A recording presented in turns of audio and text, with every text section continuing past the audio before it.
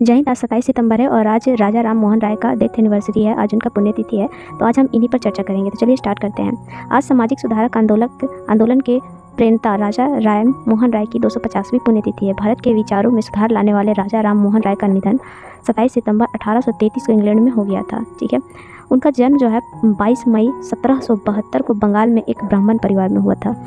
वे महिलाओं के अधिकार के लिए हमेशा आवाज़ उठाते थे। महिलाओं पर जितने अत्याचार होते थे पहले, उन पर ये हमेशा आवाज़ उठाते थे, जिसकी वजह से इनको जो है अंग्रेज़ों का दूत भी कहा जाता था कि अंग्रेज़ों को बहुत सपोर्ट कर रहे हैं। अंग्रेज़ भी चाहते थे महिलाओं पर अत्याचार ना हो, सती प्रथा रुक जाए, और ये भी चाहते थे। तो सब लोग इनके विरोधी भी हो गए थे कि ये अंग्रेज़ों से मिले हुए हैं, लेकिन नहीं, ये बस महिलाओं के अधिकार के लिए आवाज़ उठाते थे। ठीक है, जितनी भी कुप्रथा थी, महिलाओं को जितनी भी तकलीफ होती थी, उन पर आवाज़ उठाते थे। ठीक है, राजा राम मोहन राय को महिलाओं के प्रति दर्द उस समय एहसास हुआ जब उनकी भाभी को सती होना पड़ा। वह किसी काम के लिए विदेश गए थे और इसी बीच उनके भाई की मृत्यु हो गई। उसके बाद समाज के ठेकेदारों ने सती प्रथा के नाम पर उनकी भाभी को जिंदा जला दिया और उन्हें आधुनिक भारत के जनक भी कहा जाता है। ठीक है, उनकी भाभी को जिंदा जला दिया गया था। इनको आधुनिक भारत का जनक भी कहा जाता है। सती के नाम पर बंगाल में औरतों को जिंदा जला दिया जाता था। कितना बुरा होता था पहले। उस समय बाल विवाह की प्रथा भी चलती थी।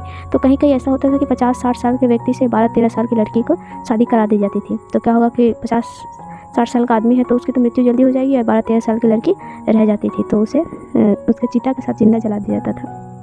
फिर अगर उस व्यक्ति की मृत्यु हो जाती थी तो उस बच्ची को उसी चिता पर बिठाकर जिंदा जला दिया जाता था। वह हिंदुओं के नहीं बल्कि हिंदू के समाज की कुरीतियों के विरोधी थे। ठीक है, हिंदू लोग के विरोधी नहीं थे, लेकिन समाज के कुरीतियों के विरोधी थे। जितनी भी बुरी मतलब कुरीतियाँ थी उसके, विशेषकर वे कुरीति जो धर्म के नाम पर महिलाओं पर अत्याचार करने के लिए बनी थी। ठीक है, इस पर बहुत ही ज़्यादा विरोध करते थे। इसी क्रम में उन्होंने 1828 में ब्रह्म समाज की स्थापना की थी। उनके इस कदम को समाज के सुधार की दिशा में पहले बड़े आंदोलन के तौर पर देखा जाता है। इनका बचपन का नाम मणिकर्णिका रखा गया था, परंतु प्यार से इन्हें मनु कह के भी पुकारा जाता था। ठीक है, और हमने आज राजा राम मोहन राय के बारे में बात की। अगले क्लास में किसी अगले टॉपिक के साथ बात करेंगे। तब तक के लिए जय हिंद, ख्याल रखिए अपना, बाय।